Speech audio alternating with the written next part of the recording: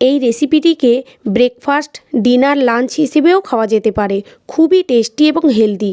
আমি এখানে 1.5 cup basmati rice নিয়ে ভালো করে ধুয়ে নিয়ে 30 মিনিট ভিজিয়ে রাখার পর গরম জলে দিয়ে ভাত বানিয়ে নিলাম। কড়াইতে 1 চামচ সাদা তেল দিয়ে সয়াবিনে নুন হলুদ দিয়ে ভালো করে ভেজে নিলাম।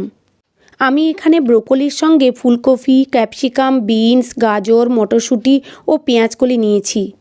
সবজিগুলিকে কুচি কুচি করে কেটে ধুয়ে নিয়ে কড়াইতে 1 চামচ সাদা তেল দিয়ে তাতে সবজিগুলোকে দিয়ে তার উপর নুন হলুদ দিয়ে একটু নাড়াচাড়া করে ঢাকনা দিয়ে দিলাম। একটি পাত্রে 2 চামচ টক দই, হলুদ গুঁড়ো, লঙ্কা গুঁড়ো, জিরে ধনে গুঁড়ো, গরম মশলা, কালারের জন্য কাশ্মীরি লাল লঙ্কা গুঁড়ো, আদা বাটা, কেশরি মেথি ও চিনি দিয়ে একটি মশলার পেস্ট বানিয়ে নিলাম। চিনিটা আপনারা নাও দিতে পারেন। এবার ঢাকনা খুলে সবজিগুলোকে একটু নাড়াচাড়া করে নেব। তারপর বানিয়ে রাখা মশলার পেস্টটি দিয়ে আবারও কিছুক্ষণ